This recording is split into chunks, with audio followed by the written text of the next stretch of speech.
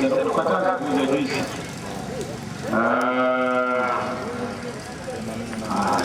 Naona kazi ya kumu inaingia. Sio kubwa kama kabisa.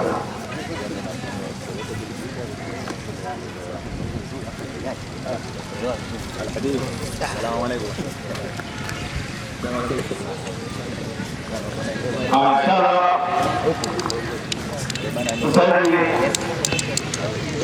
Tunafungua mkutano wetu kwa dua. Mada yetu tunazungumza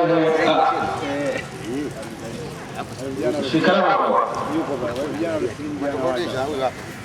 Shikarama. Tumedua. Ndio na mimi ndio hapa. Au bwana.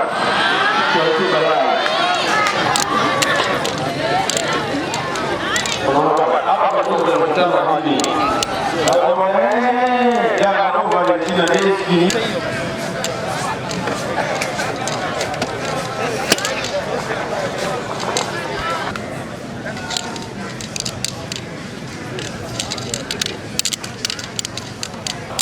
اللهم انصر المجاهدين في مشارق الارض ومغاربها يا رب العالمين. اللهم انصر جيوش المسلمين في مشارق الارض ومغاربها يا رب العالمين. اللهم انصر اخواننا المسلمين في فلسطين وفي شيشان وفي العراق وفي كل مكان يا رب العالمين برحمتك يا ارحم الراحمين. اللهم عليك بامريكا مع الكفر والفساد وابتلوا عبادك واهان دينك يا رب العالمين برحمتك يا ارحم الراحمين. وصلى الله على عبدك ورسولك نبينا وعلى اله وصحبه وسلم. ان شاء الله hiyo ni dua ya Waislamu. Ila kabla ya kuendelea mada ya leo, Qur'an ni maneno ya nani? Lakini wakati tunakamilisha mada, naomba nishie kwanza huko nyuma. Alafu pili. Naam. Bwana Yesu na asifiwe. Siku ya leo ni nzuri iliyokubalika na kupata kibali machoni pa Mungu. Leo ikiwa ni siku nzuri ya Jumapili Dominika, siku ya Bwana, kwenda kumwabudu Mungu aliye hai. Sasa tumekuja kwenye bonde la kukatikia maneno. Watu wengi wamesikia ujumbe mzuri sana na watu wameelewa ukweli ambao walipenda kuelewa ukweli. Mengi tutaweza kuongea zaidi. Kwa wakati huu utakwenda kufungua kwa maombi. Naomba mwinjilisti wa kimataifa Eunice njoo ufungue kwa maombi hapa. Mwinjilisti wa kimataifa Eunice njoo ufungue kwa maombi ili tuweze kuanza mkutano. Mwinjilisti karibu. Mwinjilisti Eunice, fungua kwa maombi. Kwa kumheshimu Mungu tunaomba tuinamishe vichwa vyetu ili tuombe. Asante Yesu kwa kuwa umeweza kutuweka mahali hapa kwenye mkutano huu. Mada ya leo ni Qur'ani ni kitabu cha nani? Naomba watu waweze kujua ukweli Qur'ani ni kitabu cha nani na waweze kujua ukweli Mungu ni nani. Asante Yesu kwa kuwa umeweza kutuweka mahali hapa ili tusikilize neno lako. Naomba ukawapake mafuta watumishi wako ili waweze kuhubiri neno lako, na kushukuru Bwana Yesu kwa sababu utaenda kutuongoza kwenye kila kitu mwanzoni hadi mwisho. Mmeomba kushukuru, amen. Asante sana. Huyu ni mwinjilisti wa kimataifa Eunice. Nagonga injili. Maandiko yanasema kwa vinywa vya watoto wachanga sifa imekamilika. Bwana Yesu na asifiwe. Mada leo, Qur'ani maneno ya nani? In short, Qur'ani sio maneno ya Mungu. Kama si ya Mungu ya nani? Ndio mtajua hapa. In short, Qur'ani sio maneno ya Mungu. Kama sio ya Mungu ya nani sasa? Na yapo yameandikwa, yana mwenyewe haya. Kwa hiyo mtakwenda kujua. Tegeni masikio ili muweze kuelewa. Tushafungua kwa maombi. Wakristo walioko eneo la nyuma kokote, akina mama ni yule anayesema hakuna Mungu apasaye kuabudiwa kwa haki ila Yesu, na Paulo ni mtume wake, na kula nguruwe ni ruksa. Ndabaki huko. Naam. Kwa hiyo tushamaliza tayari kwa upande huu. Sasa moja kwa moja nitashuka ili kwa yanayojiri mbele. Inshallah. Baada ya maombi yao ndugu zetu, tunaomba bado kuwe na utulivu wa kukaa. Tusiwe ndugu zangu kila saa tunapigishana makelele kupoteza muda. Tunapoteza muda bila sababu. Unapoambiwa kaa, unakaa, si wenzio wamekaa. Ndugu zangu, nyinyi mlokaa na basikeli mu uwanjani, tunataka msiweke basikeli zenu zimesimama, mkae, mzilaze, mkae chini, muwe mnaelewa Kiswahili wazee wangu. Kama unaona we tabu kukaa, toka nje ya uwanja. Haya maspika, hata kama unaona tabu kukaa stendi kule unasikia. Funza maneno ya Mungu, hatukoba hapa. Tukae chini tusikilize. Kwa hiyo bila kupoteza muda, yule timekeeper wa Kikristo sijamwona hapa. Huyu msimamizi mwangalizi wa saa huku. Mpa maiki mwenyekiti mwenza ili aweze kutumbadilishia mwalimu hapa, aweze kutuletea mada ya Qur'ani ni maneno ya nani. Dakika 20 tu. Wekeni saa zenu vizuri, ni dakika 20, alafu kutakuwa na summary ya dakika 10. Kwa hiyo moja kwa moja mwenyekiti tupandishie mwalimu. Bwana Yesu na asifiwe. Waswahili wanasema lenye mwanzo lina mwisho. Najoshukuru Waislamu na watu wa Tanga, kweli Tanga ni kitovu cha elimu. Mambo mnayofanya, usanii wa hapa kusimishana wenyewe kwa wenyewe, leo mitaani ndio gumzo. Sisi tunagonga kwa kwenda mbele. Na leo wameshaandaa wengine 6. Leo wameandaa wengine 6 hapa kuendeleza na usanii. Sisi tunagonga nini kwa hawa wote. Sasa mimi bila kuchelewa, wapendwa katika Bwana, Qur'ani si maneno ya Mungu. Kama si ya Mungu ya nani? Atajulikana mwenyewe, maana kitabu kipo. Anayekwenda kupeleka ujumbe jioni ya leo si mwingine, ni mwinjilisti machachari kabisa, ambaye ni makamu mwenyekiti wa huduma hii ya The Christian Power Taifa. Nayo si mwingine bali ni mwinjilisti Shedrack Mwana Masonya, au Mtume Paulo, ukipenda muite Obama.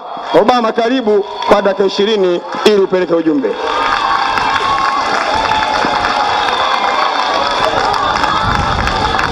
Naam. Dakika 20. Karibu.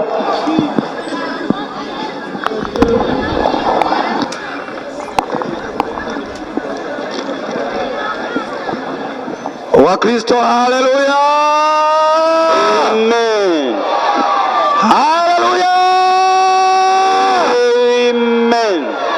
Ninashukuru sana jioni ya leo, jioni iliyokubalika mbele za Bwana wangu Yesu Kristo, Bwana wa majeshi, Mungu wa miungu, yeye aliyehidimiwa milele.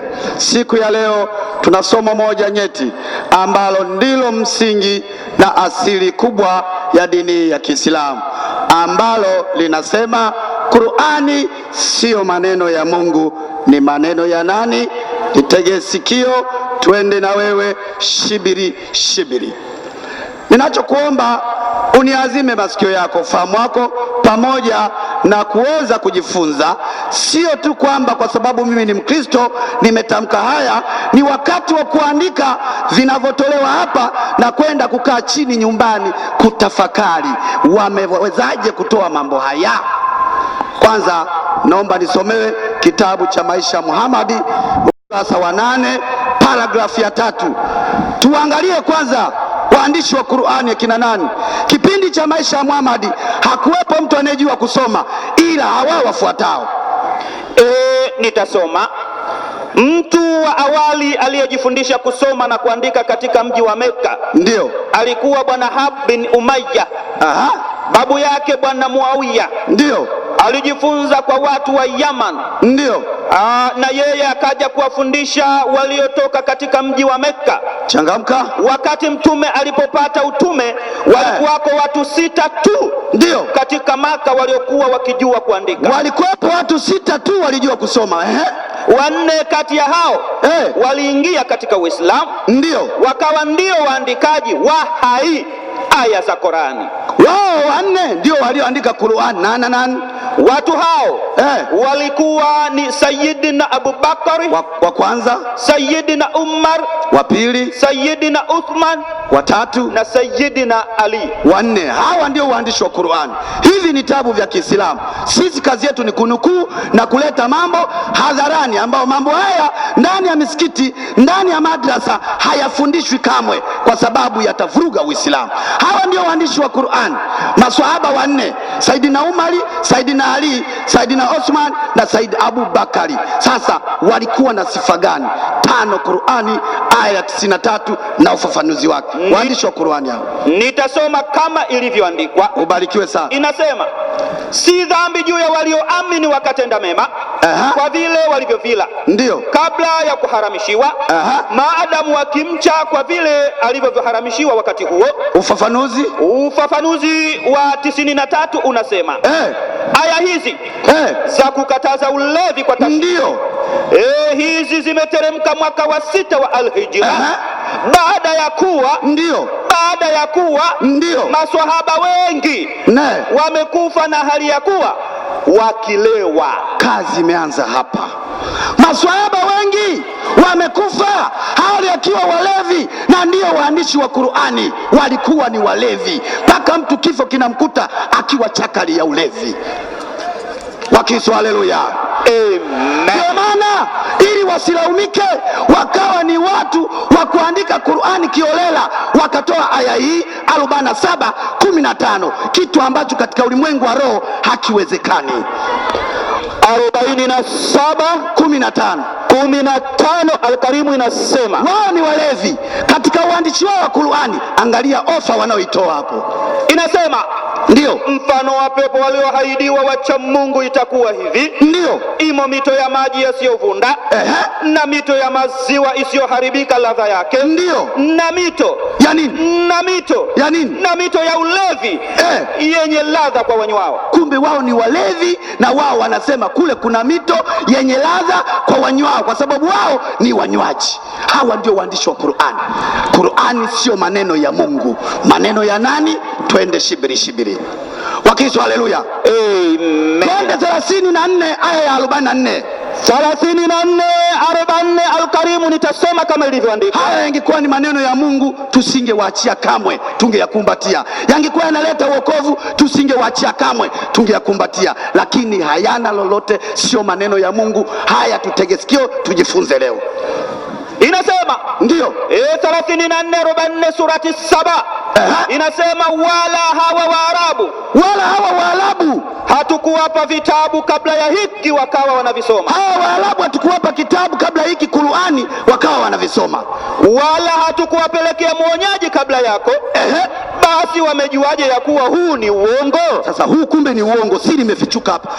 Anaojiwa Muhammad, Waarabu hawajapelekewa kitabu chochote kabla ya hiki, hatujawapelekea mwonyaji yoyote kabla yako wewe. Nani aliyewaambia kwamba Qur'ani ni uongo? Hili swali hakujibu Muhammad. Wakristo, haleluya, amen. Haleluya, amen. Twende 3:78 Qur'an. 3:78 surati Al-Imran inasema, ubarikiwe. Na miongoni mwao kuna baadhi yao wanaopinda ndimi zao. Kuna baadhi ya watu wanapinda ndimi zao, na mtawasikia hapa muda si mrefu. Watanyanyuka sasa hivi wakifanyaje? Wanaopinda ndimi zao kwa kusoma kitabu ili mpate kuyafikiri maneno yao, ndio hayo kuwa ni ya kitabu cha Mwenyezi Mungu, wala si kitabu cha Mwenyezi Mungu. Sio kitabu cha Mungu. Na wanasema haya Qur'ani hii ndio yametoka kwa Mwenyezi Mungu. Wanasema haya yametoka kwa Mwenyezi Mungu, na wanamsingizia Mwenyezi Mungu uongo, kwamba na hali wanajua ya kuwa huo ni uongo. Balai. Wapo watanyanyuka, hawana haya wala aibu, wanasema haya ni maneno ya Mwenyezi Mungu, wakati sio maneno ya Mwenyezi Mungu. Qur'ani maneno ya nani? Sio ya Mungu. Wakiso, haleluya, haleluya, amen. 15:91 Qur'an. 5:91 Al-Karim. Leo ni operation ya Qur'ani hapa, siendi kwenye Biblia wala nini, hilo neno la Mungu takatifu. 15:91 inasema 15:91 ndio ambao wameifanya Qur'ani kuwa ni mkusanyiko wa uongo, ndio aliyokusanya Nabii Muhammad, akadai kuwa ni maneno ya Mwenyezi Mungu. Kumbe Muhammad ndiye aliyedai maneno haya ni ya Mwenyezi Mungu. Imeisha aya. Wakisha haleluya. Amekusanya Qur'ani akadai, sio kwamba ni maneno ya Mungu, akadai madai kwamba ni maneno ya nani? Ya Mwenyezi Mungu. Kumbe sio maneno ya Mungu. Haiwezekani Qur'ani kae kwa waganga wa kienyeji. Uliwahi kwenda kwa mganga wa kienyeji gani akakuandikia Mathayo 2:6? Never. Haipo. Mganga wa kienyeji kabla hajaanza anaanza na ufunguzi wa Al-Fatiha, ndio anaanza mambo yake kuya nani. Uwezi kuloga ukatumia Biblia. Wakiswa haleluya. Amen. Haleluya. Amen. 53 59 hadi 60 Qur'an. 53 59 Al-Karimu. Andikeni haya hizi, kwa maana Mwasonya leo anavyopita hatorudi tena Tanga, ndio ametoka ameshaondoka. Andika haya hizi kazifanyie kazi nyumbani, sio jazba. Soma. Inasema 59 ndio surati An-Najm. Inasema je, mnastaajabia hadithi hii? Kumbe hii ni hadithi, mnaikadhibisha hadithi. Maliza. Na mnacheka wala hamlii. Mnaikadhibisha hadithi hii Qur'ani, wala mnacheka na wala hamlii. Hasa kumbe ni hadithi. Hadithi njoo utamkolea uongo hapo safi. Qur'ani sio maneno ya Mungu. Ndio maana Biblia ina waandishi ni watu kamili kama Mathayo, kina Yohana, lakini Qur'ani utakuta sura sisimizi, sura ya mchwa, sura ya ankabuti yani buibui, sura ya ngamia, yani haijulikani. Kwa nini wasiwekwe pale surati Abubakar? Kwa nini siwekwe pale surati Osman?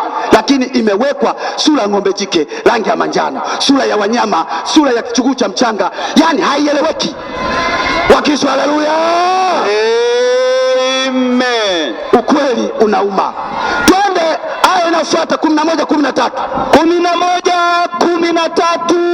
Al-Karimu inasema ndio kweli wanasema kuwa amekitunga mwenyewe. Hapa hajakanusha, ndio anakubali.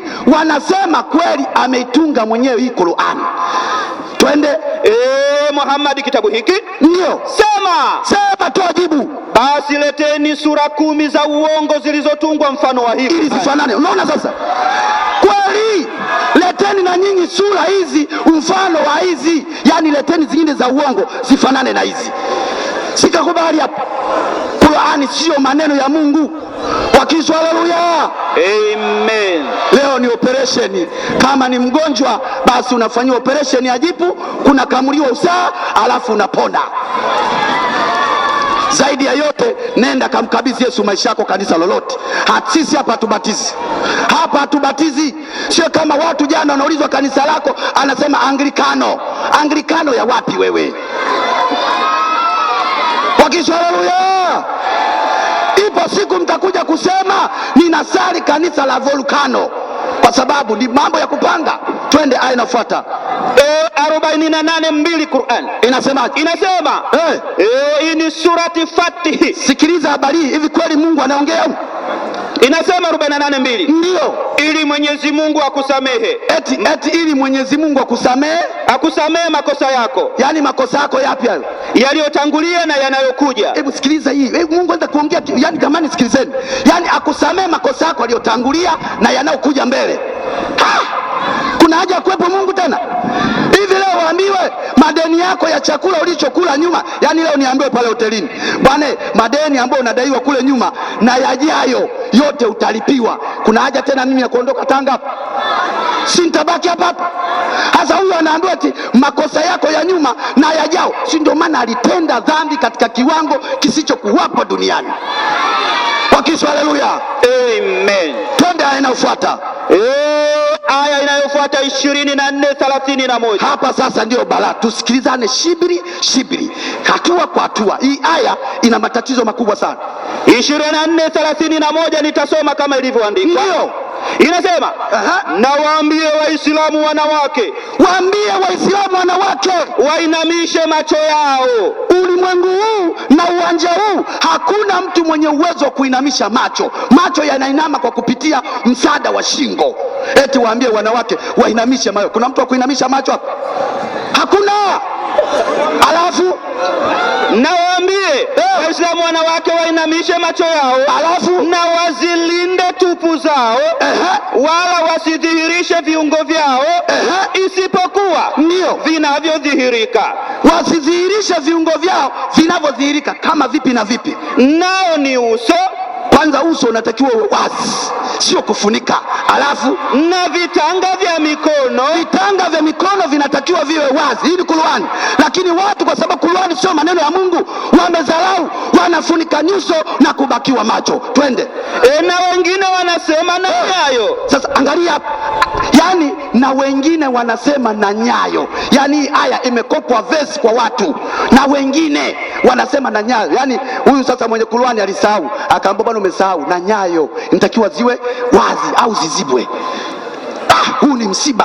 Na waangushe shungi zao mpaka vifuani mwao. Ndio. Na wasionyeshe mapambo yao ila kwa waume zao. Hapa ni sawa, mapambo yaoneshwe kwa waume zao. Twende. Wasionyeshe mapambo yao ila kwa waume zao. Wamefurahi. Twende.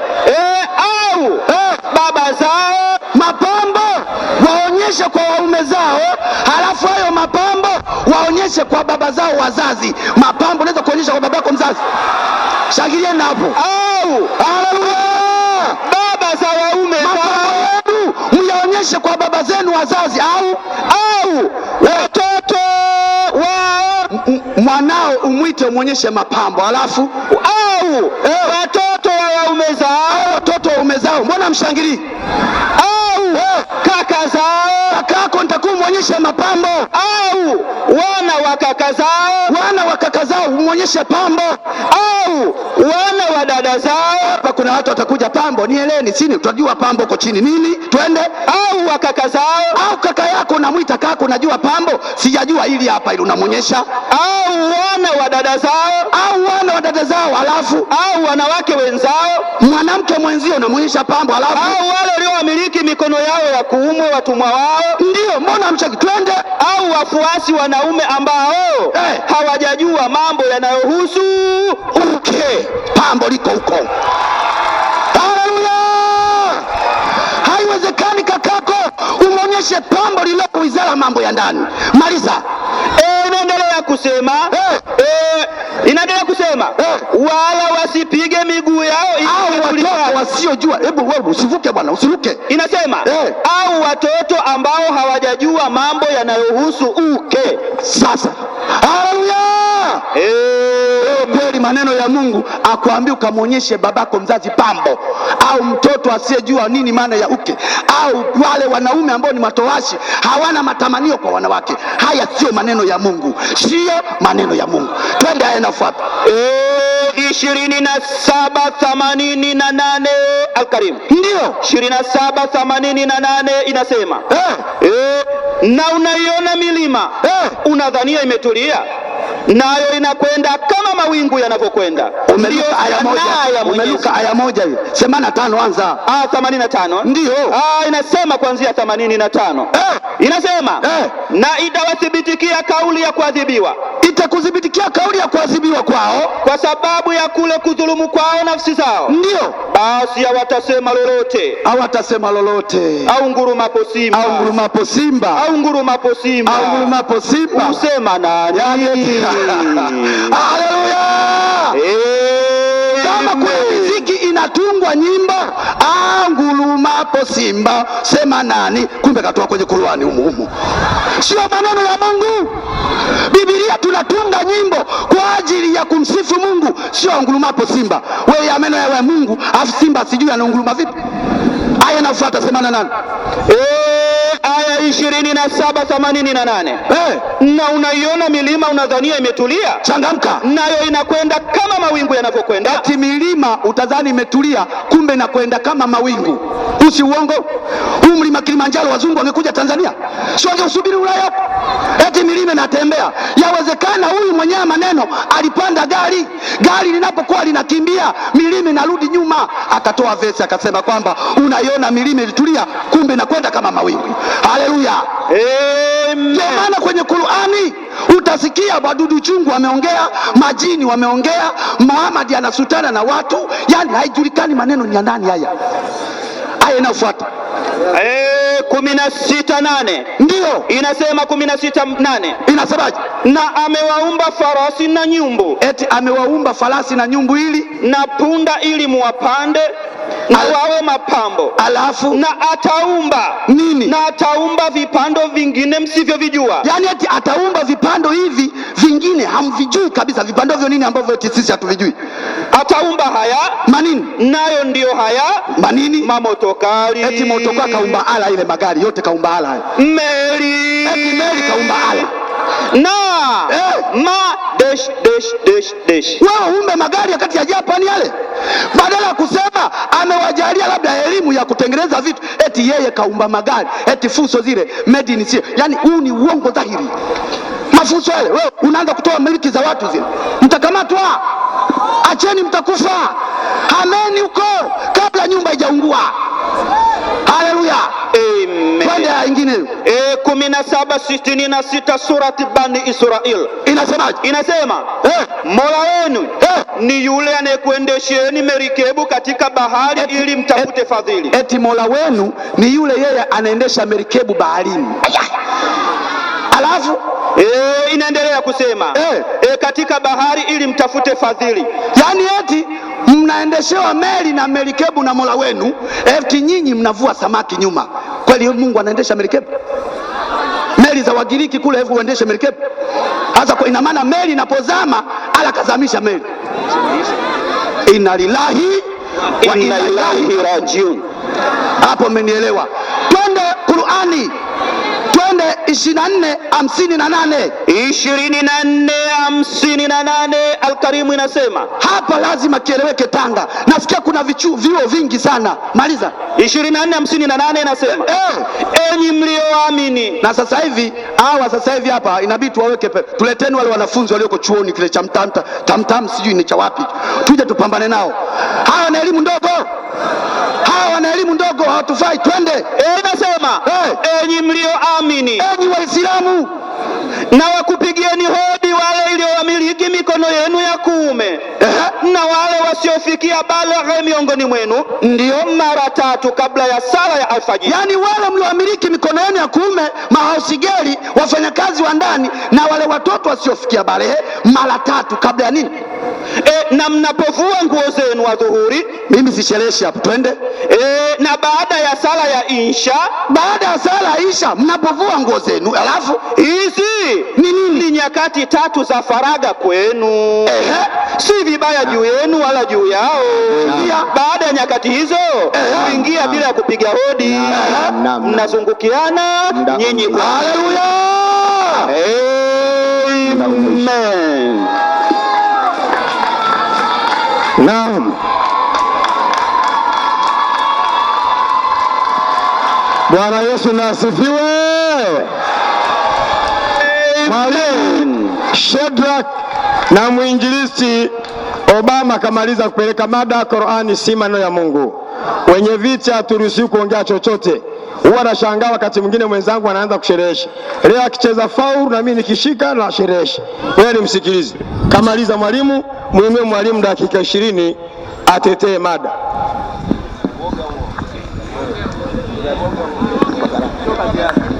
Assalamu alaikum warahmatullahi wabarakatuh.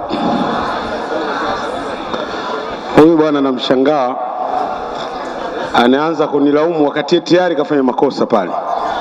Yeye amepanda pale juu akasema wale watu waliosilimu jana si tumewapanga. Maneno hayo kayazungumza yeye huyo. Au sivyo jamani? Unaona? Sasa mimi unafiki sitaki. Misafu ipo, mimi nataka yeye tupande juu pale kama wale tumewapanga, laana ya Mungu ishuke juu yetu na yeye aje ape kwamba kama ni kweli laana ya Mungu juu. Twende juu pale. Subiri kwanza. Subiri. Tunawapa kutumia msahafu kwa sababu si ndio naamini.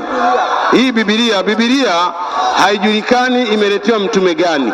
Tunawapa kwa msahafu. Ushike msahafu uwape. tuwape kwa msahafu.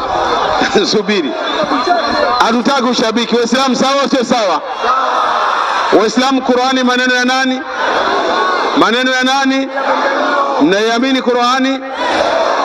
Mimi na hapa nasema wallahi wa billahi wa tallahi, watu waliosilimu hatukuwapanga, na kama tumewapanga basi laana ya Mungu sisi sote we juu yetu. Shika msahafu na wewe useme hivyo hivyo. Huu hapa. Bwana Yesu na asifiwe. Kitabu ambacho ni cha kwangu ni Biblia. Siwezi kuapa kwa Qur'ani kitabu imeandika walevi, na hapa kwa Biblia ambacho ni kitabu kitakatifu. Hawa waliosilimu jana ni mchezo wa kuigiza. Mungu wa mbinguni anasikia. Nina hapa nimeshika maneno yake, kama naongopa laana ya Yehova iwe juu yangu. Nimesha hapa. Sallallahu ala Muhammad.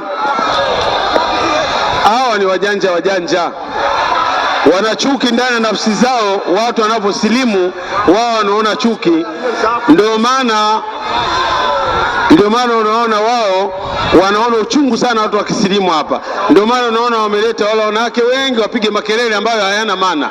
Yaani mtu hata kama anaongea utumbo, yeye anapiga makelele yanaonekana kwamba wao wana point. Sisi hatutaki makelele. Unaona? Kwa hiyo ndugu zangu, mmekuja kusikiliza, sikilizeni mada inayozungumzwa hapa. Huyu bwana kaja hapa kupandisha mada, hajazungumza Qur'ani ni maneno ya nani. Yeye kaleta tuhuma. Sasa zile tuhuma zake sisi tutajibu kwa maandiko, tumfundishe kwamba Qur'ani ni maneno ya nani. Kwanza hajaeleza neno Qur'an tafsiri yake Kiswahili ni nini, hajui maskini ya Mungu. Sasa sisi kazi yetu ni kufundisha, na Qur'ani imetoka wapi hajaeleza. Kwa hiyo tutampandisha mwalimu afundishe hapa, na mimi wala sitaki kupandisha walimu wakubwa leo. Nitampandisha kijana mdogo kwa sababu mada ni mada muhimu. Tunampandisha kijana mdogo sana ili ajue kwamba Waislamu wamezama katika elimu. Ustadhi Shafi, naomba uje juu hapa.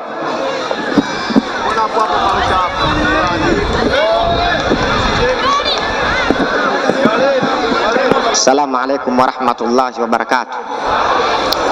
Assalamu alaikum warahmatullahi wabarakatuh. Waislamu na msokoa Waislamu, mimi nataka niseme jambo moja. Aliyepanda msemaji wa Kikristo nilizani atatoa ushahidi Qur'ani maneno ya nani, lakini mpaka anashuka hajathibitisha hii Qur'ani maneno ya nani. Alichokifanya kukanusha sio ya Mungu. Kama sio ya Mungu, sasa ya nani ungetuambia? Ndio cha msingi. Kwa hiyo mpaka anashuka kwenye jukwaa hajasema Qur'ani maneno ya nani. Na jambo la pili kilichobaki, alifanya tuhuma tu basi, na tuhuma alizozifanya kwa sababu kama nilivyosema juzi kwamba shule ilifika stage akatoa aya katika Qur'ani kwamba milima inatembea. Yeye akaona jambo la ajabu, milima inatembea. Yani hata mtu aliyesoma form 4 anajua kwamba milima inakwenda. Yani aliyesoma form 4, na sio aliyosoma form 4 peke yake, sio peke yake, hata Biblia inajua milima inasogea. Yeremia 4 mstari wa 24. Naam. Yeremia 4 mstari wa 24. Yani shule tu, Biblia yenyewe inajua. Ndio maana nikasema wenzetu sio wasomi. Kama juzi nimezungumza hapa carbon dioxide, mwenyekiti akasema si tunavuta oxygen tunatoa carbon, mimea inavuta carbon, sasa itakwendaje katika tabaka la 5? Nimesema ziada inayozidi katika carbon. Wewe umesoma wapi? Takbir! Aha. Yeremia 4:24 inasema na niliangalia milima. Andiko linasema nikaangalia milima, natazama ile milima ilitetemeka. Milima yote ikafanyaje? Ilisogea. Takbir! Uko tatizo shule tu. Takbir! Akasema jambo la pili kwamba Qur'ani wamezungumza mpaka wadudu chungwi. Akashangaa katika Qur'ani mpaka wadudu chungwi wakasema. Hashangai ndani ya Biblia 22:27 hesabu. 22:27 kitabu cha Hesabu inasema 22:27 inasema. Inasemaje? Inasema yule punda akamuona malaika wa Bwana. Biblia inasema yule punda akafanyaje? Akajilaza chini ya Balaamu. Akafanyaje? Hasira yake Balaamu ikawaka. Akampiga punda kwa fimbo yake. Akampiga punda kwa fimbo yake. Bwana akakifunua kinywa cha yule punda. Bwana akakifunua kinywa cha yule punda. Na yule punda akamwambia Abrahamu. Akamwambia sasa, punda naye anasema, mbona hujashangaa? Akamwambia Balaamu yule punda. Akamwambia yule punda kitu gani? Nimekutenda nini hata ukanipiga mara tatu hizi? Punda anamuuliza, nimekutenda nini wewe binadamu mpaka unanipiga namna hii? Yaani uvivu tu wa kusoma maandiko basi. Viwango. Akaja akasema Qur'ani kuna sura ya ng'ombe, Qur'ani kuna sura ya nini? Ashangai katika Taurati kulikuwa na sura ya nini? Marko 12:26. 12:26 kitabu cha Marko. Inasemaje? 12:26 Marko inasema. Na kwa habari ya wafu ya kwamba wafufuliwa. Na kwa habari ya wafu kwamba wanafufuliwa. Hamjasoma katika kitabu cha Musa? Je, hamjasoma nyinyi wa Kristo katika kitabu cha Musa? Katika sura ya kijiti. Katika sura ya kijiti. Takbir.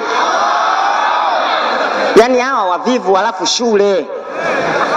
Yaani uvivu alafu shule. Ndio kila siku nasema hapa. Akaja akazungumzia, akatoa 24:31 kwa madai yake. Rudia tena hiyo aya. Akafafanua neno pambo maana yake uchi, yani alivyojua pambo maana yake uchi. Na maana hata mchungaji wake kanisani akisema jamani leo Jumapili tumuje na mapambo, yeye atamwambia mke wake uende na uchi kanisani. Kwa akili yake yani. Naam, inasema na waambie Waislamu wanawake. Mtume anamwambia, Mungu anamwambia mtume waambie Waislamu wanawake wainamishe macho yao. Wainamishe macho yao. Angalia Mungu anavyotufundisha katika Qur'ani. Yudnina alaihin na wazilinde tupu zao. Ndio. Wala wasizihirishe viungo vyao. Ndio. Isipokuwa vinavyodhihirika. Nao ni uso na vitanga vya mikono. Ndio. Na waangusha shungi zao mpaka vifuani mwao. Ndio. Na wasionyeshe mapambo yao kwa waume zao. Hapa yeye mwenzetu pambo akasema uchi. Ukija baadaye utuambie katika Qur'ani aya gani pambo ni uchi. Endelea. Kwani ukiendelea kitu gani? Si nakuumiza wewe. Wasionyeshe mapambo yao ila kwa waume zao. Wasionyeshe mapambo yao. Baadaye ukipanda tuambie hayo mapambo ni nini? Au baba zao. Au baba zao utakuja kutuambia mapambo ni nini? Au baba za waume zao. Hayo ndo mapambo. Sasa mapambo nini? 7:26 Qur'an. 7:26 Qur'ani inasema. Mapambo ni nini? 7:26. Inasema. Ndio. Naam, inasema. Anasema Mwenyezi Mungu kuambia wanadamu wote. Mungu anasema kuambia wanadamu wote huko. Enyi wanadamu. Enyi wanadamu. Hakika tumekuteremshieni nguo zifichazo tupu zenu. Kwanza wenye kuvaa chupi ni sisi Waislamu, lakini ukija baadaye utatuambia Biblia imekwambia wapi uvae chupi. Mungu anasema katuteremshia nguo ambazo zinastiri utupu wetu. Na nini? Nguo za pambo. Na nguo za pambo. Pambo ni nguo. Mfano unapopiga t-shirt na jeans, hii ni nguo ya pambo, lakini kama kanzu inakuwa ni nguo ya kistaarabu ya kiucha Mungu. Tatizo wavivu kusoma, tatizo shule. Alafu wakazungumzia kwamba Qur'ani imeandikwa na walevi. Yaani yeye hakuna hadithi inayosema Qur'ani imeandikwa na walevi. Hakuna kabisa. Lakini yeye kapiga mifano akasema Qur'ani imeandikwa na walevi. Qur'ani kwanza iliandikwa na nani? 80:13 Qur'ani. Naam, 80:13 Qur'ani inasema. A'udhu billahi minash shaitani rajim. Ndio. Bismillahirrahmanirrahim. Mawaidha haya Mungu anasema mawaidha haya Qur'ani Qur'ani yanatoka katika kurasa zilizoheshimiwa, yanatoka katika kurasa zilizoheshimiwa, zilizotukuzwa, zilizotakaswa, zilizomo mikononi mwa malaika waandishi wa Mwenyezi Mungu, zilizomo mikononi mwa malaika waandishi wa Mungu. Takbir! Tatizo shule tu au viwango, hakuna jengine. Akazungumzia kwamba kuna watu wanadai Qur'ani maneno ya uongo, si ndio kina nyie? Yani hao wanaodai Qur'ani maneno ya uongo ndio nyie. 25:1 Qur'ani mpaka 4. 25:1 mpaka 4 Qur'ani inasema ni mwenye kuleta baraka kweli kweli. Mungu anasema tabaraka alladhi nazala alfurqana ala abdihi liyakuna lilalamina nadhira. Endelea. Yule aliyeteremsha Qur'ani kwa mja wake ili awe mwonyaji kwa ulimwengu wote. Mungu anasema kateremsha Qur'ani kwa mja wake Muhammad, lengo awe mwonyaji kwa walimwengu wote. Endelea. Mwenyezi Mungu ndio kateremsha Qur'ani. Endelea. Ambaye ni wake peke yake, falme wa mbingu na ardhi. Wala hakuzaa mtoto wala hana mshirika katika falme wake. Nenda mstari wa 3 haraka. Na baada ya Mwenyezi Mungu wa haki, wale makafiri wameshika miungu ambao hawaumbi chochote. Ndio. Ila wao ndio walioumbwa. Ndio. Wala hawajimiliki kujiondosha dhara wala kujitafutia nafuu. Ndio. Wala hawamiliki mauti, kufisha wala uhai wala kufufua. Endelea. Na wamesema wale waliokufuru. Wanasema waliokufuru sasa. Wanasemaje? Wanasema wale waliokufuru. Wanasema wale makafiri wanasemaje? Hayakuwa haya aliyokuja nayo Muhammad ila ni uzushi. Unaona, makafiri ndio wanasema Qur'ani uzushi, wanaosema Qur'ani sio maneno ya Mungu mikono juu. Makafiri wale ndio kina nani? Makafiri. Takbir! Takbir! Kwa hiyo makafiri ndio wanasema Qur'ani si maneno ya Mungu.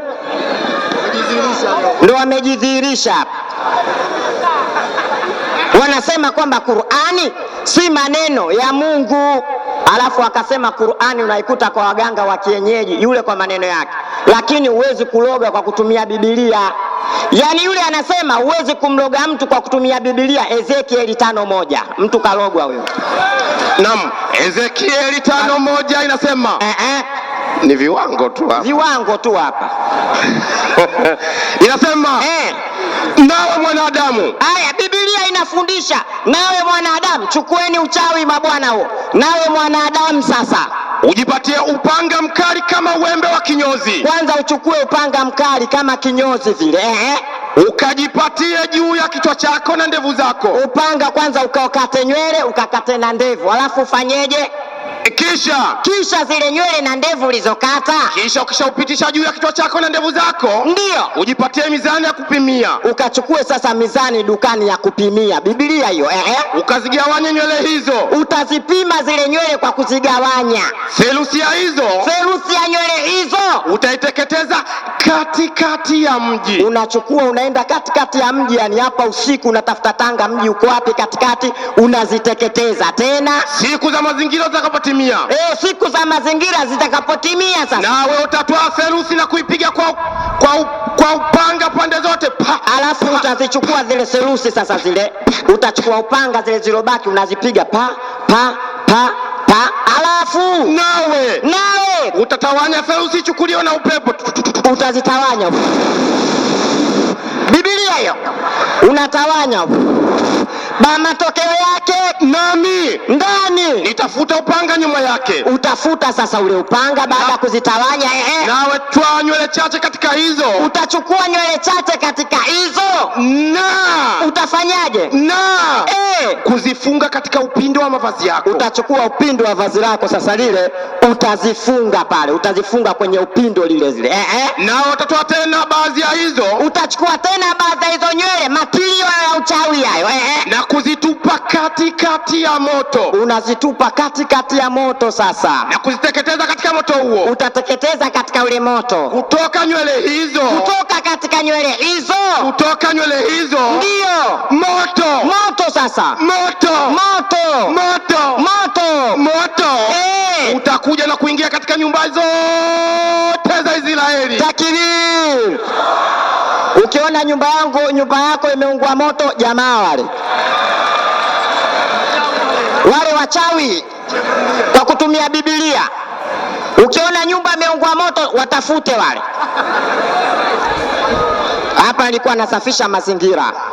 Sasa Qur'ani maneno ya nani? Qur'ani ni nini? Sasa shule. Qur'ani, tunapotamka neno Qur'an, asili yake linatokana na neno qaraa, yaqra'u, iqra'u, qari'un, maqru'u, qara'an, Qur'anun. Takbir! Jamani, hawa watajua. Yaani hawa tatizo, hakuna anayejua Kiarabu hata mmoja. Wataizungumzia Qur'ani, wataiweza? Hii ndiyo Qur'ani, mkusanyiko wa visomo vingi. Ai, wanasema al-Furqani, yani kitenganisha haki na batili. Qur'ani ilishuka mnamo mwaka 611 AD, karne ya 7. Mungu aliweka aya 6236, akatamka maneno 76440, akaweka herufi 322,373, akaweka bismillah 114, akaweka sura 114. Angalia ufundi sasa wa Qur'an. Kwa kuwa sura zipo 114, bismillah inazo zitakuwa 114, lakini sura moja haina bismillah, zitatimiaje 114? Mungu kuonyesha kwamba Qur'ani ni ufundi wa kweli, katika surati Namli akaeka bismillah 2. Moja inaanza, moja aya 30. Suleiman anamwambia Malkia Balkis akisema innahu min Sulaimani wa innahu bismillahir rahmani. Takbir! Hii ndiyo Qur'ani sasa. Mungu akaiwekea password number, yani interlocking system based on number 19. Yani Qur'ani kifungo chake ni namba 19. 18 Qur'an. Naam, 18 Qur'an inasemaje? A'udhu billahi minash shaitani rajim. Bismillahir rahmanir rahim. Naam, inasema ndio sifa zote njema zinamstahiki Mwenyezi Mungu. Andiko linasema sifa zote njema zinamstahiki Mwenyezi Mungu aliyefanyaje? Ambaye Mungu huyo amemteremshia mja wake Nabii Muhammad. Amemteremshia mja wake Nabii Muhammad. Kitabu hiki kiko wapi? Kitabu hiki kitukufu kinaitwaje? Qur'ani. Takbir! Itakasika Mwenyezi Mungu alimtesea mja wake Muhammad kitabu hiki kitukufu cha Qur'an. Akatoa afabiadha alhadithi taajabuna, akasema hii Qur'ani hadithi. Akasema hii Qur'ani hadithi, lakini kasahau kwenye Biblia, maskini ya Mungu. Hadithi ni kitu kilichohadithiwa. Biblia nayo nasemaje? Luka 1:1. Luka 1:1 inasema kwa kuwa watu wengi. Andiko linasema kwa kuwa watu wengi wametia mikono kutunga kwa taratibu. Wametia mikono Biblia kutunga kwa taratibu, kama habari zile tulizohadisiwa katikati yetu. Wamefanyaje? Habari zile waliofanyaje? Walizohadisiwa. Wamehadisiwa. Hawa jamani vipi? Hiyo hapo Biblia. Hadithiwa. Nani kahadithia? Nani kahadithia? Hiyo nani kahadithia? Hadithi hiyo. Hawa jamani wanaelewa hao? Qur'ani anahadithia Mungu, Biblia anahadithia nani? Luka. Takbir! Qur'ani kaja nayo nani sasa? Mungu anakataa katika Qur'ani, sio maneno ya mtunga mashairi wala ya wachawi. 69:42 Qur'an. 69:40 Qur'an. 69:40 Qur'ani inasema A'udhu billahi minash shaitani rajim. Bismillahir rahmanir rahim. Ndio. Kwa hakika Mungu anasema wa innahu hakika. Hii Qur'ani ni kauli iliyoletwa na mjumbe wa Mwenyezi Mungu. La kaulu ni kauli aliyokuja nayo mjumbe wa Mwenyezi Mungu. Yenye heshima kubwa. Wala si kauli ya mtunga mashairi kama mnavyosema. Wama huwa biqauli kahinin qalilan ma tu'minun. Sio kauli ya mtunga mashairi wala Qur'ani. Endelea. Ni machache sana mnayoamini. Ndio. Wala. Ndio. si kauli ya mchawi kama mnavyodai nyinyi. Mungu anasema sio kauli ya wachawi kama nyinyi mnavyodai. Takbir! Bali ni uteremsho. Mungu anasema tanzila ni uteremsho Utokao kwa nani? Kwa Mola wa viumbe vyote. Takbir! Tanzilu min Rabbir Rahim. Hii ndiyo Qur'ani, imeteremka kwa Mola, kutoka kwa Mola wa viumbe vyote mpaka hawa.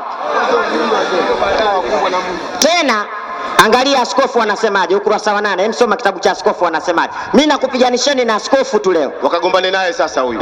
Taja jina. Naam, inasema Askofu Portman anasemaje? Askofu wenu anasema inaonekana kuwa Qur'ani, imeonekana kuwa Qur'ani ilikuwepo kwanza katika mfano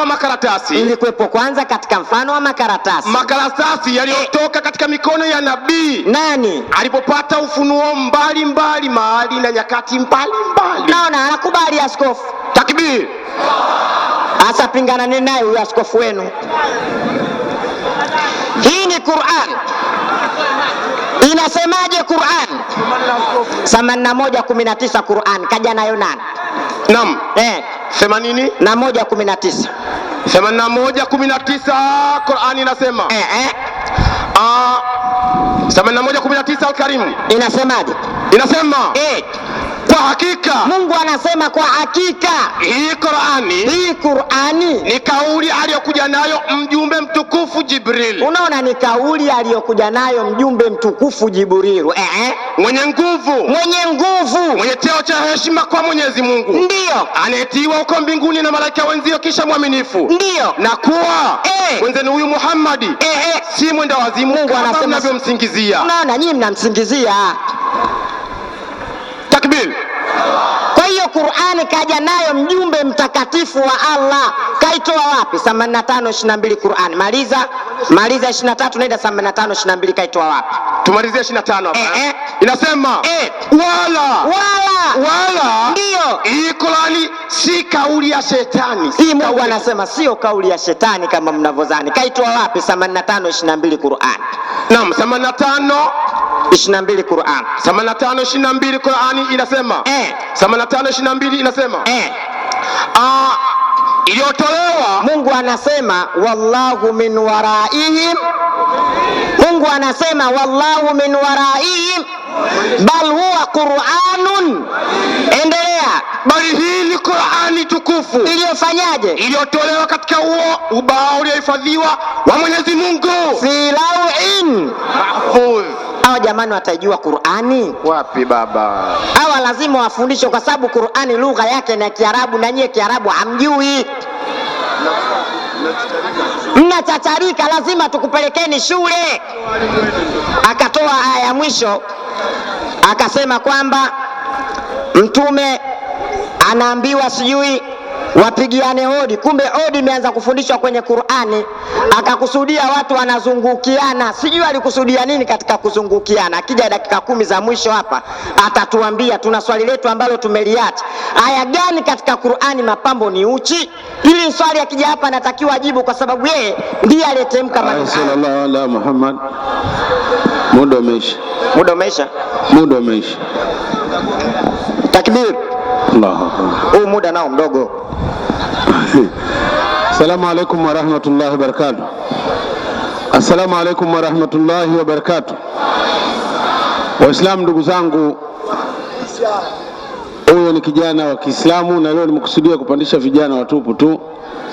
Wewe Mazinge, kina Bonge, nyekaeni mshakuwa wazee. Nilikuwa naomba njia hii tusipoteze muda, njia iwe wazi. Bato nguruwe awali. Haya, sasa hivi mimi na ndugu yangu hapa tumeambiwa tusizungumze chochote isipokuwa nilikuwa nataka kuuliza swali moja kwa nyinyi Waislamu. Nauliza Waislamu wote wa Tanga. Kwa mujibu wa serikali leo kibali ni siku ya mwisho. Sasa nakuulizeni nyinyi watu wa Tanga, tuendelee au leo mwisho? Kweli? Wanasema tuendelee, wanyoshe mkono juu hivi. Wakristo pia wanataka takbir. Sasa kama tutakuwa watulivu tutaongeza kesho, kama tutakuwa tunafanya hivi tutakuwa tutaishia mwisho. Kwa hiyo mwenyekiti, naomba mpandishe mwalimu kwa muda wa dakika 10 tumsikilize ndugu yetu. Bwana Yesu na asifiwe.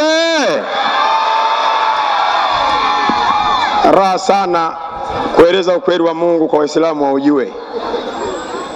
Naam, kama alivyosema kabla sampandisha mwalimu, ili eneo nakawa Kristo. Tumesema tunakula nguruwe, Qur'ani imeagiza mle, Biblia imeagiza. Kama hutaki hela una ya kununua kilo 1 5,000. Kwa hiyo tunaomba kule wakae wa Kristo kule. Akina mama wa Kristo mlioko mbali, akina mama eneo liko hapa.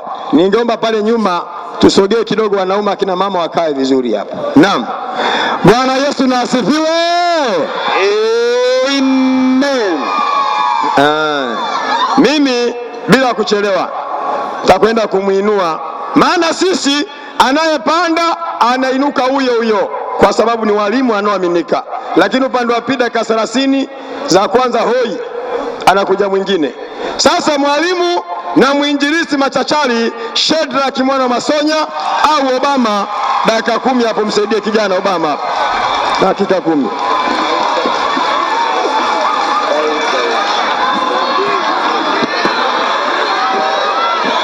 Wakristo, haleluya.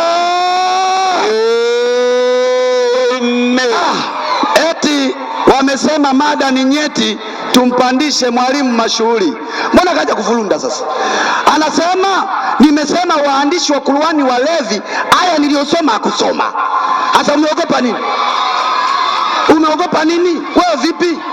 Nimesema milima inakimbia, aya hujasoma. Kaenda Ezekieli ile, kumbe ameanzia mwanzo, kumbe ile ni siku ya mwisho. Bwana anashuka, samaki wa baharini na vitu vyote vilivyomo vyote vinatetemeka. Wakisha, haleluya.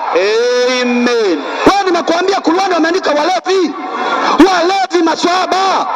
Kwa nini kusoma? Alafu anasema eti nitoe aya kama pambo uchi, maana yake sasa nakuja huko sasa. Sasa sikilizia. Unafahamu mchezo, sio? Ndio maulama tumetua hapa. Akasema kwenye Qur'ani maandishi haya sio ya nani wala ya nani. Bwana, wadudu chungu hawajaongea. Hebu 27 inasema 27:18. Alafu tuambie hii ni hati miliki ya nani? Hii ni hati miliki ya nani? Inasema hata walipofika katika bonde la wadudu chungu, alisema mdudu chungu. Alisemaje? Alisema kuambia wenziwe. Wanasemaje? Enyi wadudu chungu. Hebu funika. Si wadudu chungu wanaongea au hapa wadudu chungu? Rudia. Inasema hata walipofika katika bonde la wadudu chungu. Hata walipofika wadudu chungu katika bonde la wadudu chungu, alisema mdudu chungu. Alisema mdudu chungu, si ndio kaongea? Kuambia wenziwe. Wakisha, haleluya. Amen. Huyu bwana akasema hivi, haya maneno ya Qur'ani ni ya Mwenyezi Mungu. Wewe ala, wewe Mungu, si tungeacha kumfuata? Kwanza ala anakaa wapi? 7:29 ala anakaa wapi? Mungu 7:29. Sikiliza, ala anakokaa wewe anaweza kuwa Mungu huyo? 7:29. Ndio. Nitasoma kama ilivyoandikwa. Inasema 7:29. Inasema sema Mola wangu ameamrisha uadilifu. Ndio. Na ameniambia nikwambieni, elekezeni nyuso zenu kwake katika wakati wa kila sala. Kumbe kuna sehemu ala ipo, elekezeni nyuso zenu kwake wakati wa kila sala. Wapi hapo? 27:91 ndiko ala alipo. 27:91 Al-Karim. Inasemaje? 27:91 inasema. Inasemaje? Inasema bila shaka nimeamrishwa ni muabudu Mola wa mji huu wa Maka. Suko Maka. Elekezeni nyuso zenu kwake. Ala yuko Maka. Misikiti yote, vitumbo vyote vya misikiti vimeelekea kibla. Huko ndiko ala aliko, na kuna Hajari al-Aswadi, jiwe jeusi la pale Maka. Hapo hamna utata. Wakristo, haleluya. Amen. Eti Wakristo wa makafiri wakati ana haya yoyote hana, kwamba Wakristo ni makafiri. Hata mimi natoa aya Waislamu makafiri 2:108. 2:108 8. Alafu wewe ukija utoe aya inayosema Wakristo ni makafiri. Twende. Inasema 2:8. Je, nyinyi makafiri wa umma huu, nyinyi makafiri wa umma huu, mnataka kumuuliza mtume wenu kama ulivyoulizwa Musa zamani? Haya, wote wanasema unaona. Haleluya! Rudia.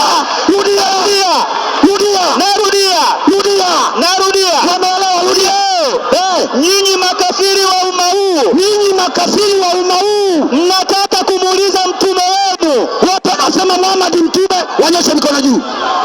Hao makafiri. Rudia. Haleluya! Nyinyi makafiri wa umma huu, mnataka kumuuliza mtume wenu. Mnataka kumuuliza mtume wenu. Wanasema Muhammad mtume, mikono juu. Wote makafiri, wote. Wakishalalula. Ezekieli. Kwamba Ezekieli siku na uchawi. Kazi ya uchawi nani? 2:200 Qur'an. 2:200 tumuone aliyeleta uchawi. Inasema wakafuata yale walioyafuata mashetani. Wakadai kuwa yalikuwa katika ufalme wa Nabii Suleiman. Na Suleimani hakukufuru, bali mashetani ndio waliokufuru.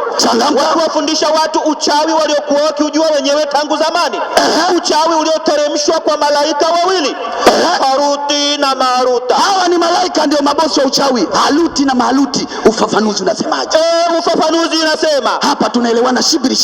Twende. Suleimani aliyetajwa hapa ni Nabii Suleiman. Suleimani aliyetajwa hapa Nabii Suleiman. Mayahudi wanamuitikadi Nabii Suleimani kuwa ni mfalme aliyepata ufalme kwa uchawi. Ndio. Si mtume. Basi. Hawa wachawi wa Kiislamu. Hawa wachawi wa Kiislamu. Wote wachawi. Hawa wachawi wa Kiislamu, nyinyi wote ni wachawi. Hasa wale ukija toa aya, Wakristo ni wachawi. 6:41. 6:41 surati An'am. Ndio. Inasema sura ya wanyama. Surati 6:141.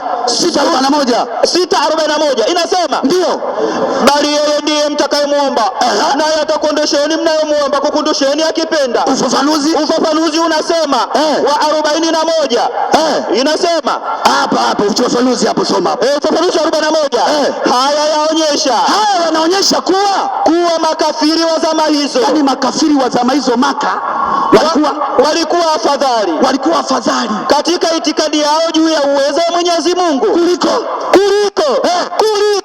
hawa Waislamu wa zama hizi. Wanafanyaje?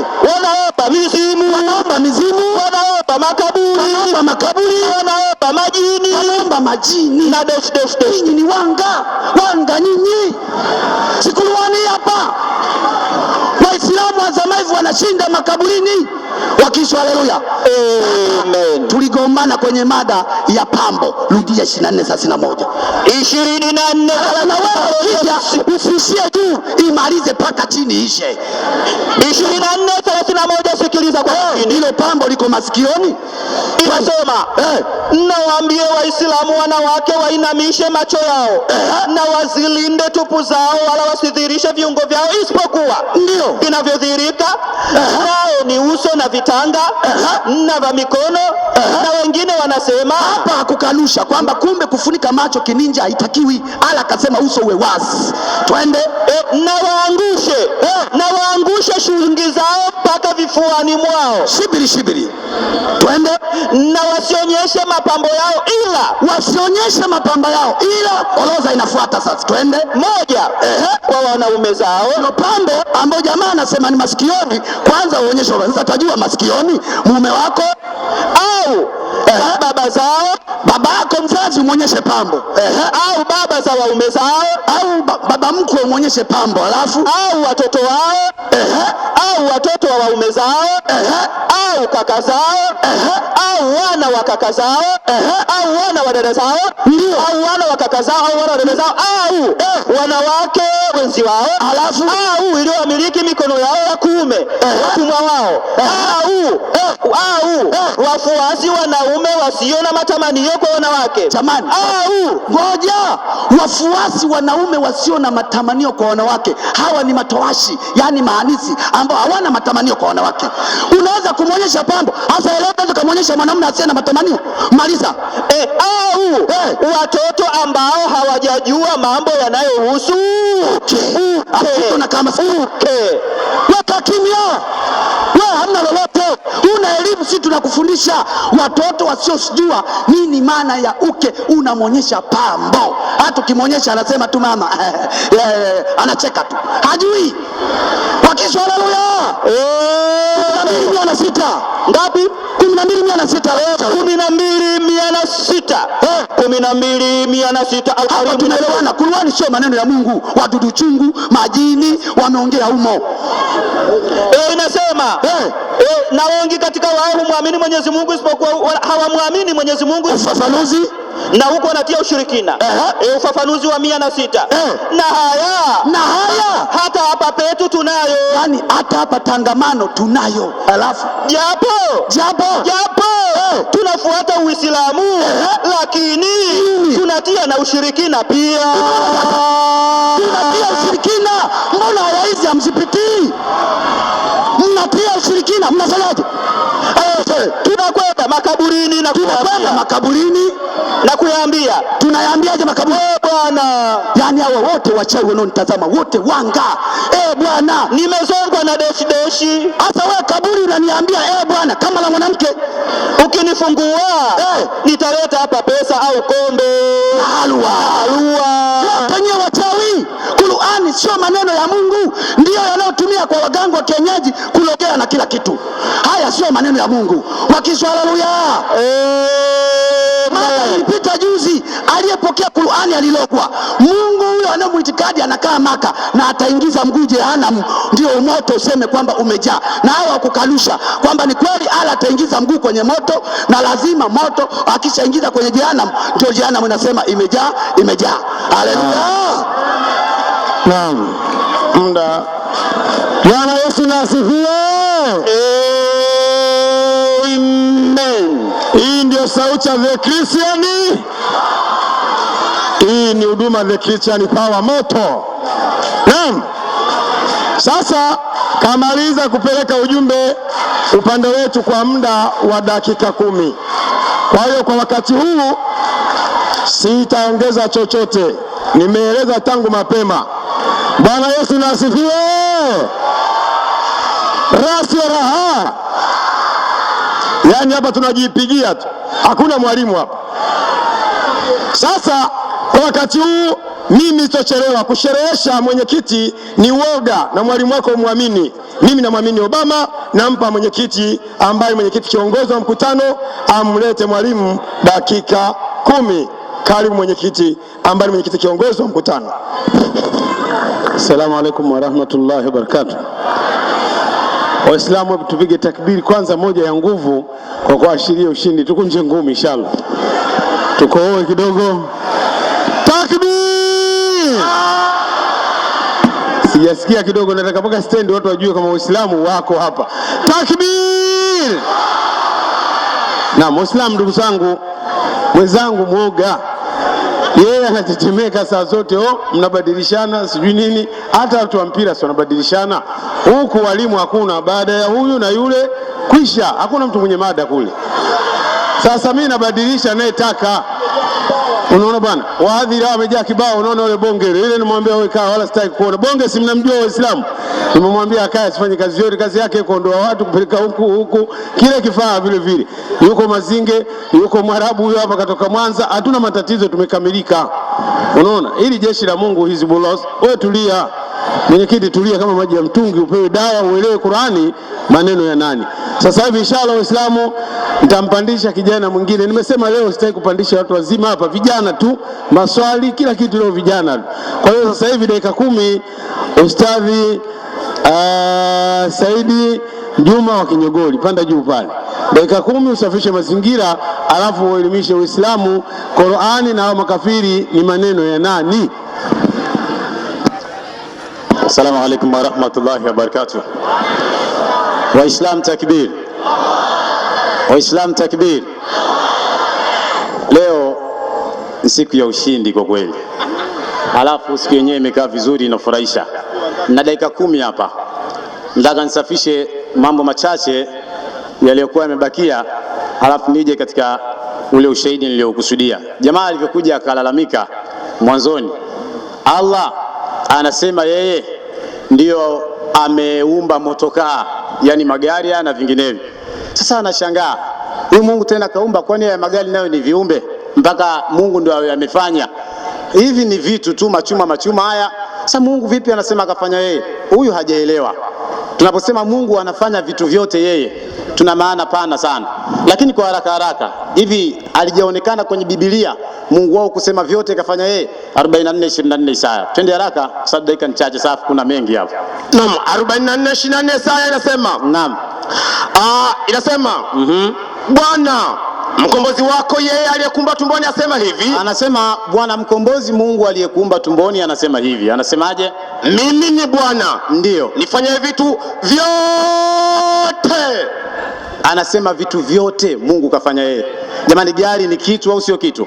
Kitu. Kamera ya Saimu ni kitu au sio kitu?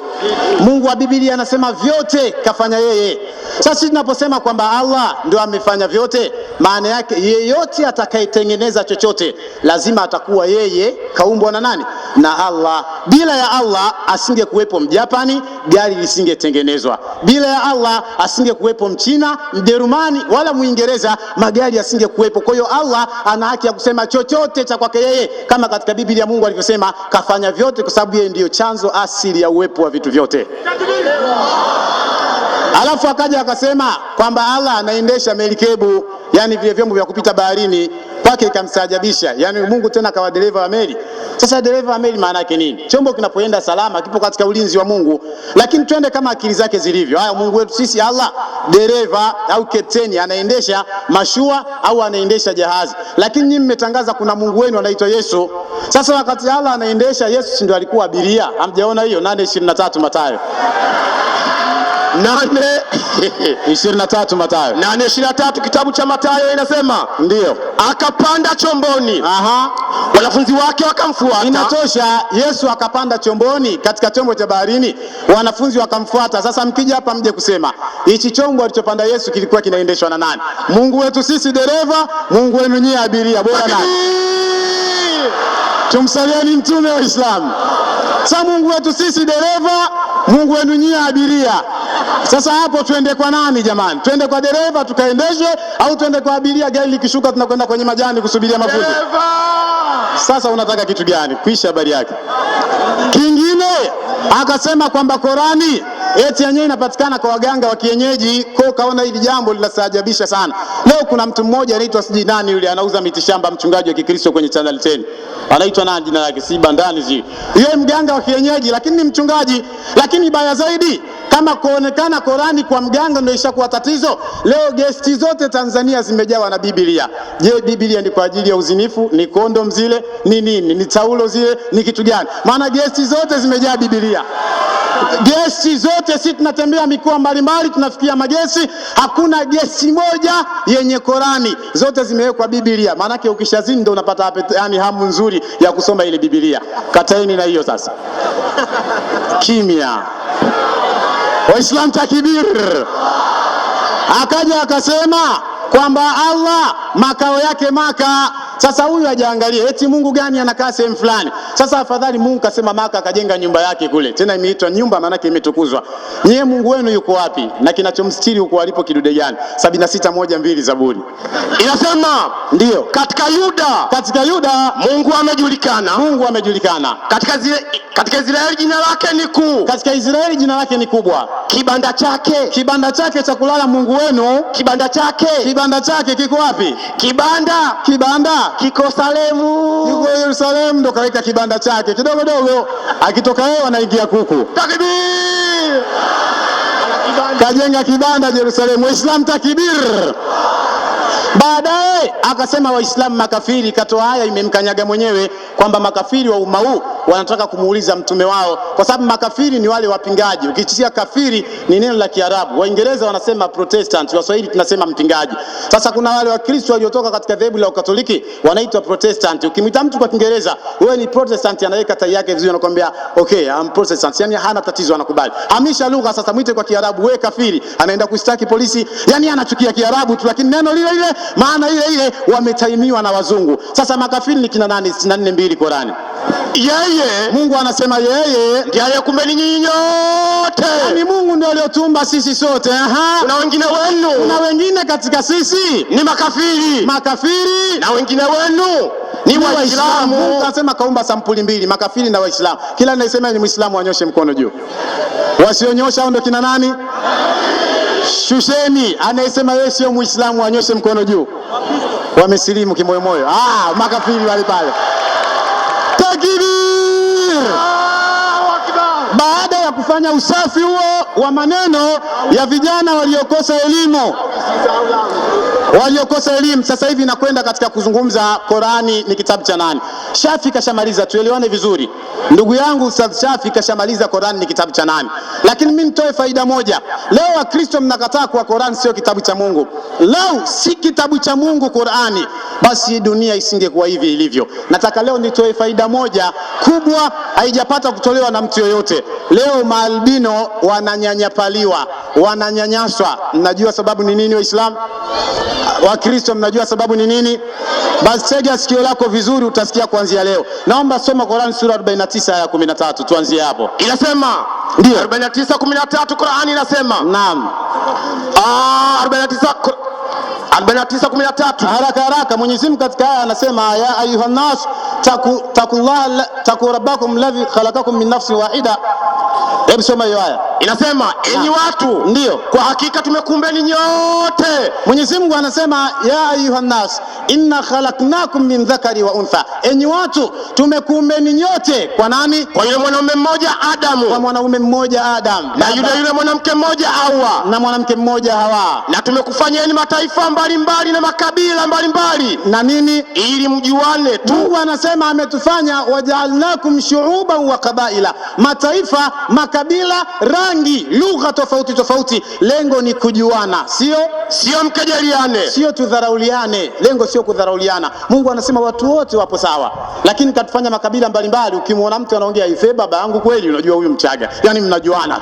Lakini usimtukane huyu. Ukimwona huyu mtu mlemavu, basi yupo sawa na wewe. Mbora ni nani?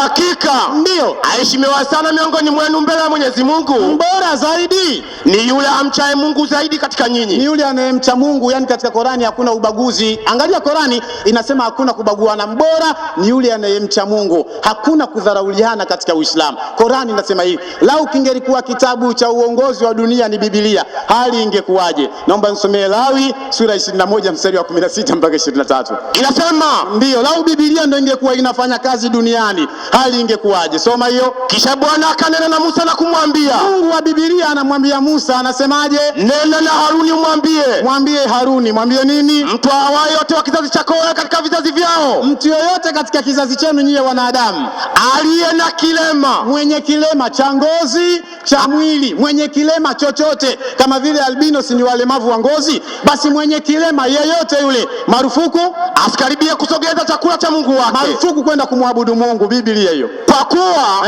mtu awaye yote aliye na kilema hatokaribia. Mtu yoyote mwenye kilema, Biblia inasema marufuku. Angalia vilema wanavyonyanyaswa kwa mujibu wa Biblia. Kilema yeyote wa ngozi, wa mwili, marufuku kwenda katika nyumba ya ibada, marufuku kwenda katika kanisa. Biblia inasema. Maliza. Mtu kipofu marufuku kwenda kusali, au kiwete marufuku kwenda kanisani, au mtu aliye na pua iliyoharibika, au mtu mwenye pua iliyoharibika marufuku kwenda kanisani, au aliye na kitu kichozidi vimpasavyo mwili, mwenye vidole 6 marufuku kwenda kanisani, au mtu aliyevunjika mguu marufuku kwenda kanisani, au aliyevunjika mkono, aliyevunjika mgongo marufuku kwenda kanisani, au aliye na kibiongo, mwenye kibiongo marufuku kwenda kanisani, au aliye na kibeti, mwenye kibeti marufuku kwenda kanisani, au aliye na kilema cha jichoni, mwenye kilema cha jicho marufuku kwenda kanisani, au aliye na upele, mwenye ukurutu naye marufuku kwenda kanisani, au mwenye buba marufuku kwenda kanisani, au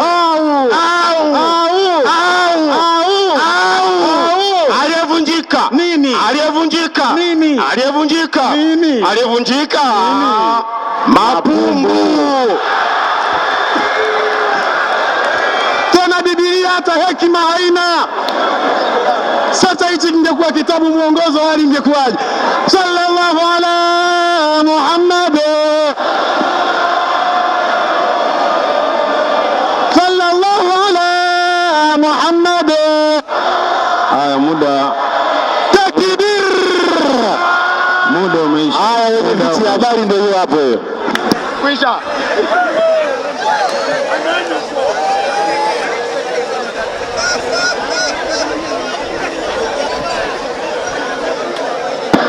Assalamu alaikum wa rahmatullahi wa barakatuh. Assalamu alaikum wa rahmatullahi wa barakatuh. Waislamu ndugu zangu, dakika 10 zimeisha. Sasa ni kipindi cha maswali. Sasa kuna barua hapa zimekuja mchana na baadhi ya maimamu wamekuja hapa wakitaka kwamba huu muhadhara uendelee kwa sababu leo ndio siku ya mwisho. Na labda umeona wahadhiri kila wanapopanda hapa baada ya kuelezea Qur'ani kwanza wanaondoa ule uchafu ambao umewekwa, lazima kusafishwe kwanza. Ndio maana unaona akachukua muda mrefu, dakika 10 zote akawa anasafisha uchafu. Sasa leo muhadhara ni mwisho. Kati ya sisi hapa tuliokuja hapa, nani na nani anasema muhadhara huu uwe mwisho siku ya leo? Hakuna. Anasema tuendelee? Wote tunataka tuendelee. Takbir. Sasa nimekaa na wenzangu hapa nyuma, tumejadiliana kwa sababu tulitakiwa kesho tuondoke tuende Shinyanga, sehemu moja inaitwa Kahama. Kuna mtu mmoja anaitwa Simbaulanga, hao ndio mtume wao wa Kristo, kaenda kuchafua mazingira kule. Sasa Waislamu wanapiga masimu, tunatakiwa tuondoke twende Shinyanga. Lakini sasa baada ya kujadili na wenzangu wakasema tusiondoke, tuongeze hata angalau siku 5. Nyinyi mnasemaje? Takbir. Takbir.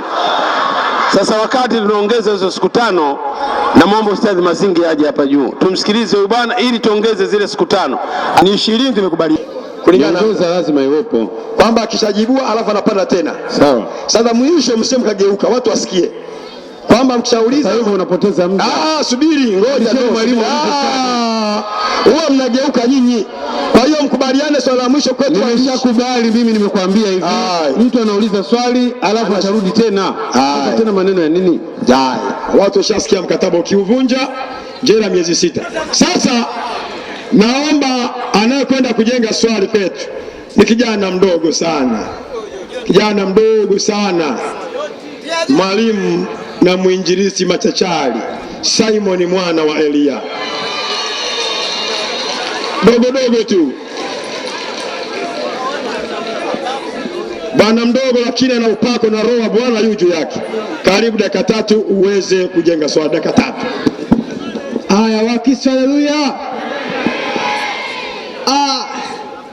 Mimi nilifarijika, mwalimu wa mwanzo alisema Qur'ani imeandikwa na masahaba Muhammad, kitabu cha maisha Nabii Muhammad imeelezea. Sasa nikashangaa tena eti Qur'ani imeandikwa na malaika, nikasema inna lillahi wa inna ilaihi rajiun. Naongopea Qur'ani haijaandikwa na malaika, Qur'ani imeandikwa na maswahaba wa Muhammad, na katika baadhi ya maswahaba walikufa wakiwa wakilewa. Ndio maana tukana mashaka kwamba Qur'ani imeandikwa na walevi, ndio maana sisi hatuiamini. 767 Qur'ani 67 Al-Karim 67 inasema surat An'am. Ndio. Na lao tungalikuteremshia maandishi karatasi, na kwamba wewe Muhammad tungekuteremshia maandishi ya Qur'ani katika karatasi na wakayagusa maandishi hayo kwa mikono yao. Bila shaka wale waliokufuru wangalisema haya si chochote ila ni uchawi dhahiri. Allah anasema lao kwamba tungeteremsha Qur'ani katika makaratasi, waliokufuru wangesema ni uchawi. Allah akakataa kuiteremsha Qur'ani katika makaratasi 26,200. 26,200. Allah hajaiteremsha Qur'ani katika makaratasi, kaogopa itakuwa uchawi? Sasa tutaoni aliyewekwa makaratasi ni nani? 26:200 inasema na namna hivi ndio tunaingiza Qur'ani katika nyoyo za wabaya. Asante. Qur'ani inaingizwa katika nyoyo za wabaya. Allah akasema sitoweka karatasi kwa sababu itakuwa uchawi, naingiza katika nyoyo za wabaya. Sasa mbaya gani anaingiza Qur'ani? 297 weka swali nikakae. 297 Al-Karim. Ndio. Inasema 297. Ndio. Inasema. Sema Muhammad. Anayemfanyie ushinde Jibril. Ndio. Kwa kuwa ndiye aliyemletea utume Nabii Muhammad asiwapelekee Mayahudi. Ndio. Ni bure kabisa, hana kosa Jibril. Hakika yeye ameiteremsha Qur'ani moyoni mwako. Inatosha. Mwenyezi Mungu. Inatosha. Swali langu aliyetoa Qur'ani katika moyo wa Muhammad na kuiweka kwenye makaratasi ni nani? Mwenyekiti hapo. Samahani kidogo. Naomba urudie hilo swali, hatusikii kwa makelele. Rudia tena swali. Haya, wakishauriwa. Amen. Nimesoma Qur'ani 26:200 inasema hivi, na namna hivi tunaingiza Qur'ani katika nyoyo za wabaya. Kumbe Qur'ani inaingia katika nyoyo za wabaya. Uko na mtu kahifadhi Qur'ani, yeye ni mbaya. Qur'ani inaingia katika nyoyo za wabaya. Tukamwona mbaya mmoja hapa ni Muhammad, akaingiza Qur'ani katika moyo wake. Swali nikajenga, aliyetoa Qur'ani katika moyo wa Muhammad ni nani? Atakuletea kwenye makaratasi swali hilo, maana Qur'ani iliingia katika moyo wa Muhammad. Aliyetoa ni nani? Mwenyekiti, hilo ndio swali. Aliyetoa Qur'ani katika moyo wa Muhammad ni nani? Naam. Nafikiri swali limeeleweka kwamba Qur'ani inaingiza kwenye moyo wa wabaya. Mtu anayehifadhi Qur'ani moyo wake ni mbaya. Sasa Qur'ani imeingizwa kwenye moyo wa Muhammad. Aliyeichomoa kwenye moyo wa Muhammad iwe kwenye makaratasi nani? Haya ndio swali hilo. Haya, swali hilo limesikika. Ustadhi Said Juma.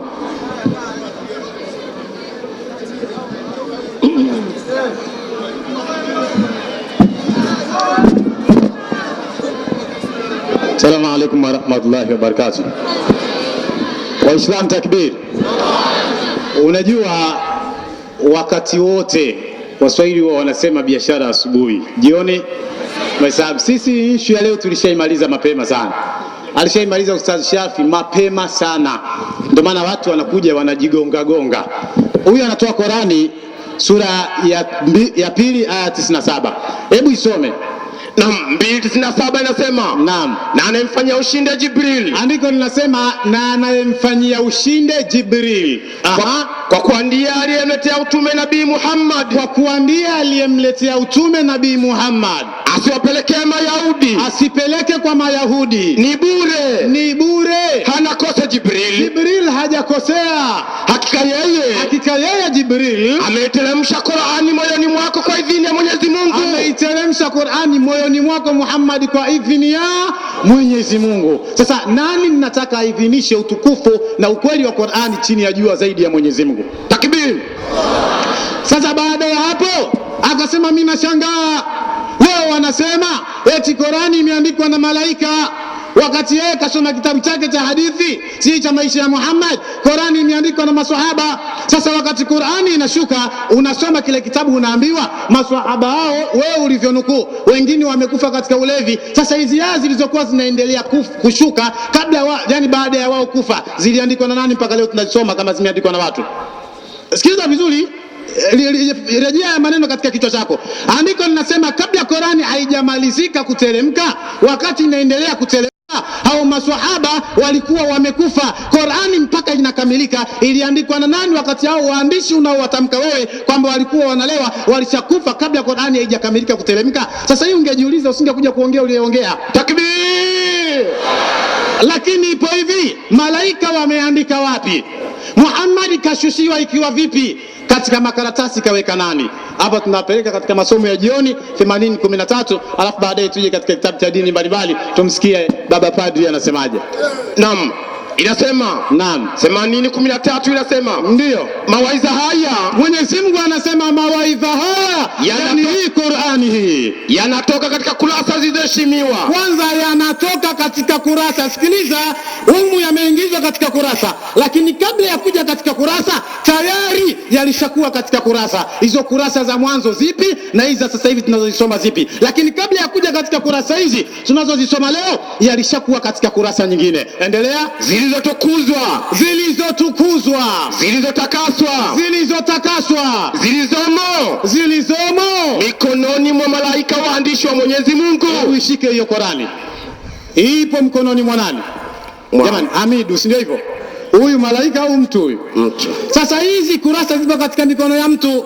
Andiko linasema kabla ya kuja katika hii mikono ya mtu zilikuwa kwanza kurasa katika mikono ya malaika waandishi watukufu wa Mwenyezi Mungu. Ndio pale ustadhi kasoma haya, Qur'ani ilishaandikwa na malaika katika Lauhul Mahfuz, ikawa inatafuta sababu ya kuteremkia duniani.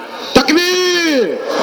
Na ndio maana katika Qur'ani kila aya inaposhuka kuna sababu ya kushuka aya, maana yake zishaandikwa katika Lauhul Mahfuz. Likitokea tukio basi inakuja aya inayonasibiana na lile tukio, maana yake Mungu alishaandaa tayari, litatokea tukio fulani, malaika andikeni aya hii. Ikitokea tukio duniani kwa Muhammad, malaika wanachukua ile aya, Jibril huyo ndo anaiteremsha sasa kwa Muhammad. Hateremshi tena makaratasi, anaichukua ile aya kwa kuisoma, kwa kuikariri, lakini mwanzoni malaika walishaandika pale. Sasa baada ya kuja katika moyo wa Muhammad ndio ikatakiwa sasa ingie katika kurasa za kusomwa na watu.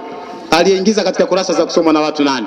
Si mashehe, tushawahubiria sana watu elewi. Bora wa askofu nao wawahubirie, pengine watatuelewa dini mbalimbali. Askofu anasemaje? Anasemaje askofu? Inasema ndio Khalifa Omar